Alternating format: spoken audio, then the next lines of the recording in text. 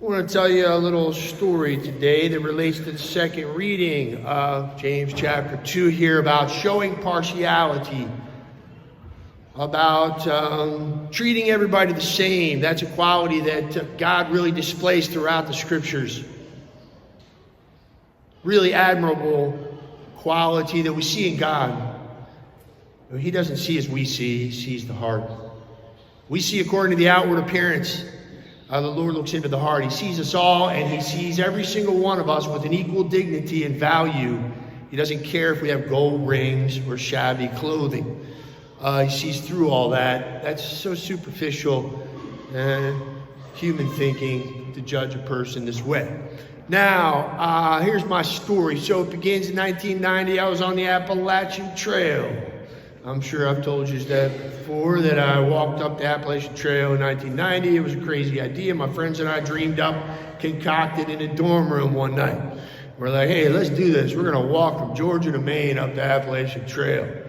So when I was 21, I left. It was in March 24th from Georgia, Springer Mountain, Georgia. And it took me 6 months and a week, and I walked to Maine up the Appalachian Trail. So anyway, I'm in Massachusetts, and I'm behind schedule trying to get home from my brother's wedding. So I was going to do a 30-mile day, which is about the furthest I ever went, was 30 miles. But there was a little stretch where I thought I might be able to get 30 in. So I had to get up really and nail this if it was going to happen. So I got up really early, before anybody else that was in this particular shelter. They were all in their sleeping bags, sound asleep. It's still like barely light, just light enough for me to light my stove and make my oatmeal and tea as quietly as I could, prepared. Rolled up my sleeping bag and everything, and ate my 4 packets of oatmeal, 4 packets of instant oatmeal. Try eating that now. I tried it one time, and I'm like, how did I eat that every morning? That's a lot of oatmeal, by the way. But I would crush that, plus Gorp and all kinds of stuff.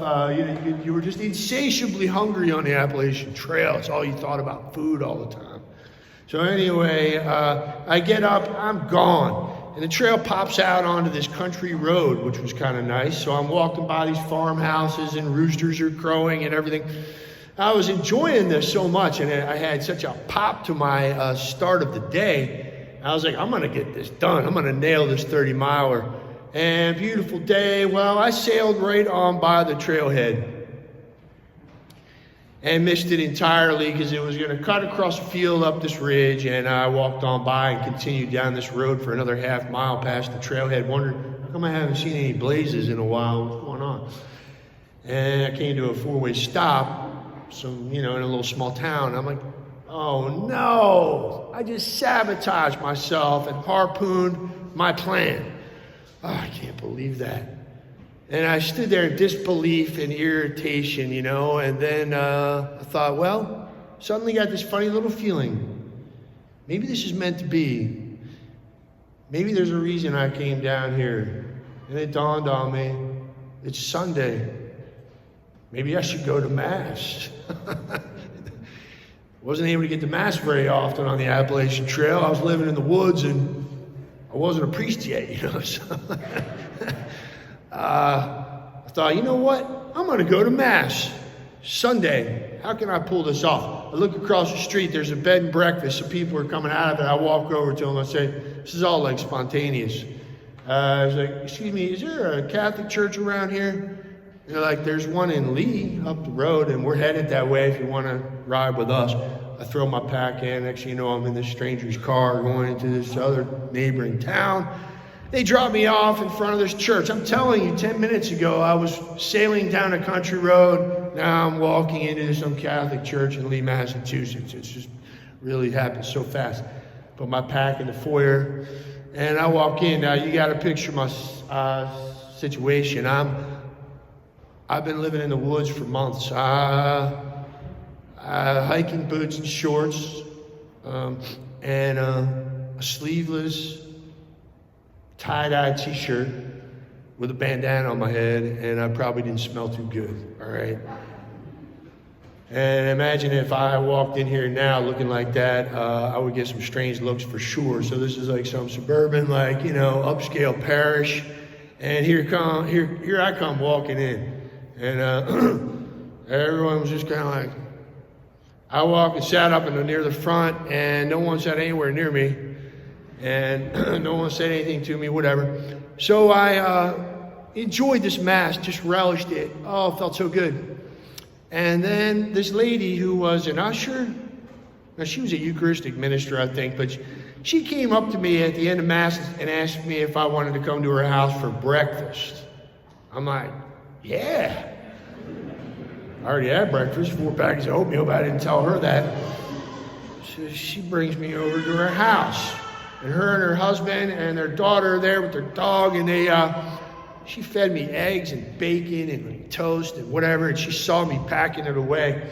And she's like, seeing that I'm not slowing down at all, she's like, oh man, pancakes, I can make pancakes if you want. You want pancakes? I'm like, sure, I'll take some pancakes. She made pancakes. I ate a stack of flapjacks, and then she made this great big sandwich and packed this bag full of like garden vegetables and all this stuff. And her husband dropped me off in his pickup truck, took me back. We found that country road where this whole little side adventure started. We found the trailhead that I missed, and saw me on my way. Waved goodbye. I took a picture of them in their kitchen, of this family. Now I got to post it on Flock Note. I got to share this picture with you of this family. So now, fast forward the tape.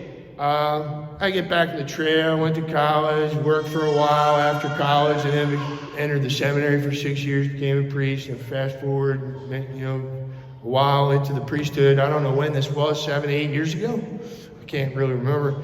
I was on my annual retreat, and me and a couple buddies, other priests of the Archdiocese of Washington, decided to make a retreat up in Stockton, Massachusetts, at the Divine Mercy Shrine. So we get up there, and it's a 5-day retreat. By canon law, priests have to make this annual retreat. So I'm up there, and I was remembering, wow, that's right. I remember that whole incident that happened on the trail that one time. We call it trail magic. I got this amazing little, serendipitous experience, providential, as you'll see, divine choreography. Because what ended up happening is kind of amazing to me on this retreat, because I go to leave, I stop in the parish office of this Sacred Heart Church, and I'm like telling the secretary in the parish office my story, and I described this lady to her, and she immediately knew who it was. I said, yeah, I think she was a lector, a Eucharistic minister, and kind of explained who she was, and she had a husband and daughter, and she lived somewhere over here, and she's like, without hesitating, whips out the parish pictorial directory from some drawer, says, is this her? I'm like, yeah, that's her. And she goes, she died last summer. So I felt sad. I was like, oh man, I just missed a chance. To kind of reconnect with this lady. So she gave me the number of her daughter, and I called her and chatted with her, and went back to the monastery. And anyway, that night we get a phone call from the priest of that particular parish in Lee. Came down with some terrible bug, had a sore throat and fever, whatever. Called the prior of this monastery begging, are there any priests that can cover me for tomorrow morning's Mass? I feel terrible. He goes, well, there's some diocesan priests from Washington staying here doing a retreat. I'll ask them if they want to help. So the prior comes down to us, and we're all sitting there, and asks us. I'm like, yeah, I was just over there talking to the parish secretary. I'll do it. I'll tell the daily Mass crowd my story from back in 1990. So sure enough, I get up in the morning to go do this Mass over in Lee at this parish, and I open up the Mass readings, and what's the first reading? James chapter 2, the very one we had today. I just sat there open-mouthed. Listen to this. My brothers and sisters, show no partiality to anyone who's wearing a sleeveless tie-dye shirt and who smells like he's been living in the woods. My brothers and sisters, show no partiality as you adhere to the faith. If a man with gold rings and fine clothes comes into your assembly, and a poor person in shabby clothes also comes in, and you pay attention to the one wearing the fine clothes and say, sit here, please, while you say to the poor one, stand there, sit at my feet. Have you not made distinctions among yourselves and become judges with evil designs? That lady performed a just spontaneous act of kindness to me that touched my heart, that I wasn't expecting.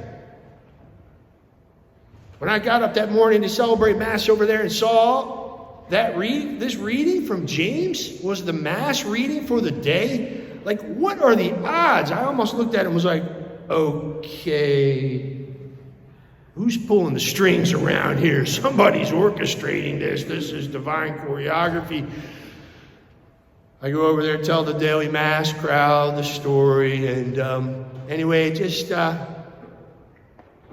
that lady's got to be in heaven. I'm telling you, I think she was a saintly woman. And I don't know who arranged that whole thing to happen the way it did, but could she have ever known when she found this grungy young 21-year-old guy in this congregation, some stranger who never went there again, showed up randomly. She showed me such hospitality and kindness and generosity, her and her family, that touched me so deeply. And it would have been really special if she could have known, hey, that young guy all those years ago ended up becoming a priest and, came back to this church and prayed for her in that church. We got to be on the lookout. Our Lord always was. Listen to it in the Gospels and see it, how our Lord's always on the lookout like this lady to show people generosity, hospitality, kindness, especially when it's unexpected.